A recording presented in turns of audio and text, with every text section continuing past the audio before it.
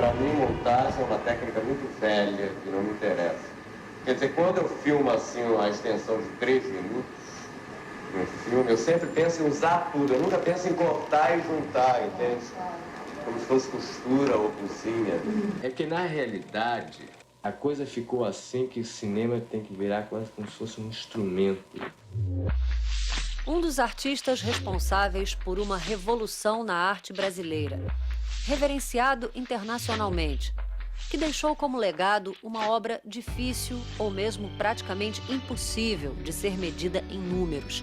Tamanha sua profusão de ideias, projetos, fotografias, filmes, falas e anotações.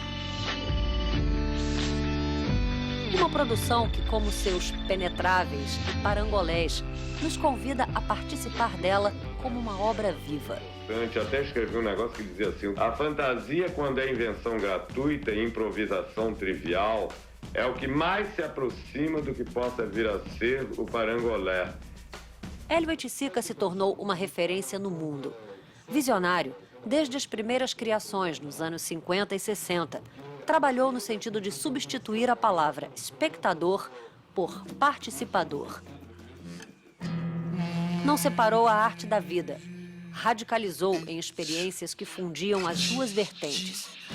Essa era a sua maneira de afirmar que a arte necessitava passar por mudanças urgentes, ser compreendida, experimentada de outra forma. A meu ver, a partir do movimento neoconcreto, quando eu comecei a propor a saída para o espaço, a desintegração do quadro, isso tudo aí é que realmente eu comecei a criar algo só meu e totalmente característico. A desintegração do quadro foi, na verdade, a desintegração da pintura. Ela é irreversível. Não há possibilidade nem razão para uma volta à pintura ou à escultura. Para ele, os objetos são caminhos, propostas que não existem sem a participação do público.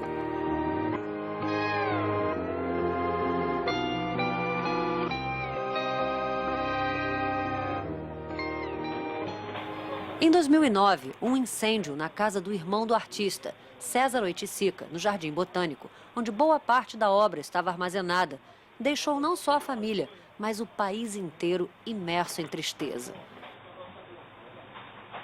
A perda de uma boa parte do legado de Hélio alimenta o debate sobre qual seria a melhor forma de preservar acervos como esse, de importância histórica. O fato é que, 3 anos após o incêndio, temos boas notícias para dar. Acaba de abrir em Lisboa, no Centro Cultural Belém, uma bela exposição do artista chamada O Museu é o Mundo. E nela estão presentes algumas obras recuperadas dos estragos causados pelo fogo. A outra boa notícia é que o Start voltou à casa no Jardim Botânico, que abriga hoje exclusivamente o projeto Hélio Oiticica, para conversar com o jornalista e cineasta César Oiticica Filho, sobrinho de Hélio, que acaba de finalizar um documentário sobre o tio. Um material que reúne preciosidades, algumas delas encontradas aqui.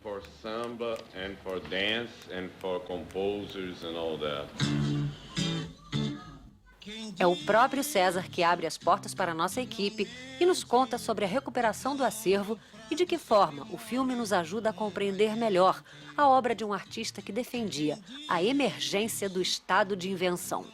César, há 3 anos, né? Quase exatamente 3 anos, quando as nossas câmeras de jornalismo entraram nesse mesmo espaço, as imagens eram desoladoras, assim, imagens que entristeceram o Brasil inteiro pelo nível de destruição do acervo de um dos artistas mais importantes do Brasil e do mundo. Eu quero saber o seguinte: em que pé estão as coisas agora, quando a gente chega aqui e encontra um cenário completamente diferente? O que está acontecendo no projeto Hélio Oiticica? Bom, atualmente a gente está com a exposição em Portugal, então a maioria das obras estão em Portugal, mas o restauro finalmente está ficando pronto, né, do que foi resgatado do incêndio. Várias peças já estão prontas e algumas delas já integrando essa mostra que abriu o Ano do Brasil em Portugal.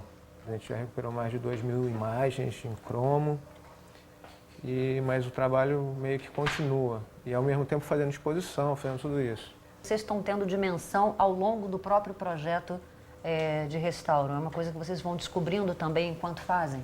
Sem dúvida, porque quando você pega, por exemplo, fotografia, tem uma gaveta cheia de slides, você vira uma maçaroca que parece de plástico derretido, de repente você começa a abrir isso e vê que lá dentro tem fotos que foram salvas. E como a gente fazia muitas cópias para mandar para a imprensa, você acaba sempre recuperando a imagem, mesmo que não, aí no caso do slide que não seja o original ou a cópia, é tudo a mesma coisa enquanto imagem.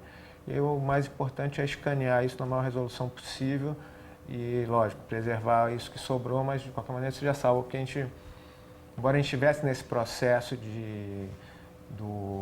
da digitalização de todos os documentos, que isso aí já estava pronto antes até do incêndio, e os documentos também sobreviveram uma boa parte, porque estavam em gavetas de aço e tal.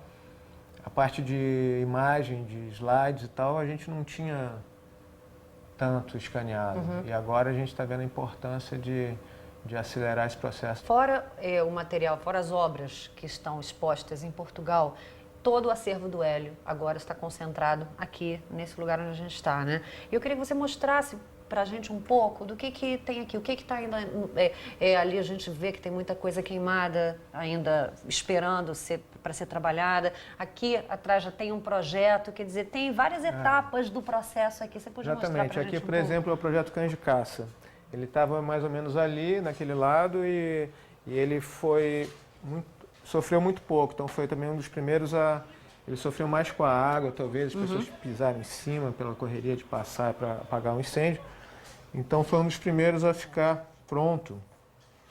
E ele já está aqui, o que é incrível, né? Quando você pensa que essa obra são os primeiros penetráveis, junto com o PN1, que também está restaurado já, e um dos primeiros penetráveis do Hélio. Então, realmente, você vê que esse trabalho está dando um resultado muito satisfatório. E o que ali naquelas estantes, que realmente quando a gente vê ainda esse vestígio do fogo, dá uma dor no coração, né? Sem dúvida.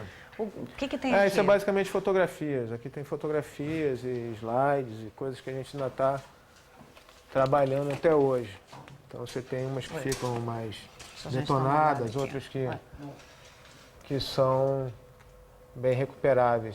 Então a gente está chegando aqui, é difícil e demora até porque a gente tem muitas outras coisas que a gente cuida, entendeu? César, uma pilha, por exemplo, como essas aqui que a gente está vendo, que aparentemente, assim, parece que realmente não salva nada, porque está tudo carbonizado.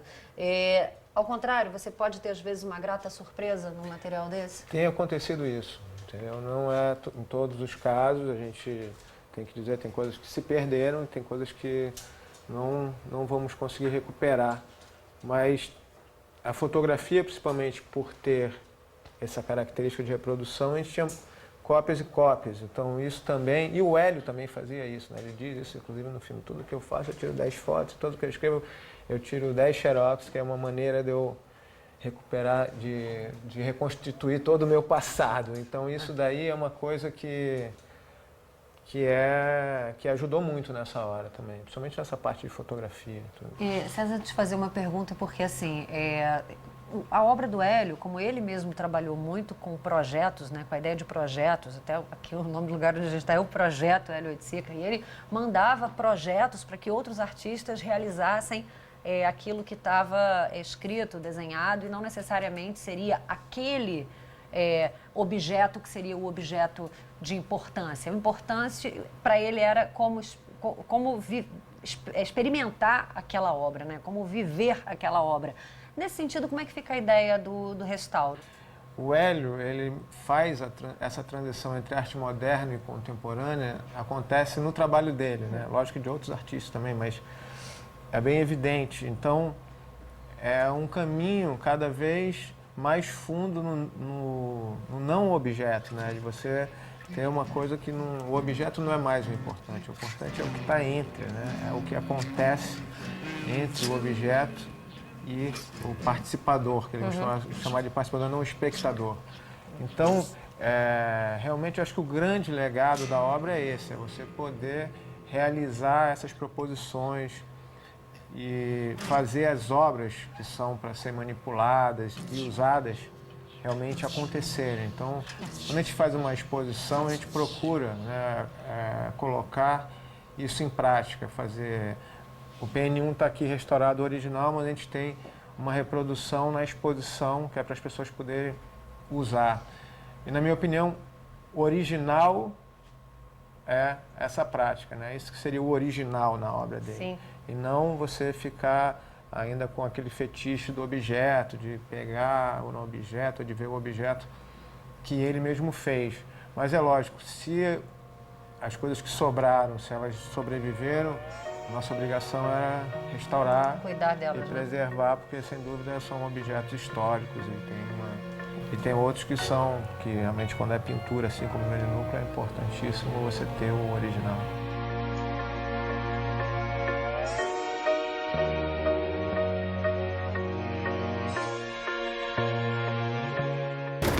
Eu descobri o seguinte, o negócio da relação da rua com o que eu faço é uma coisa que eu sintetizo na ideia de delírio ambulatório.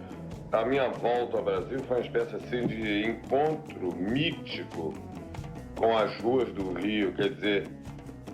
mas aí o encontro mítico já desmitificado. Antes era a mitificação, nos anos 60 foi a construção da mitificação da rua, mitificação da dança, da mangueira. Agora é um processo de desmitificação.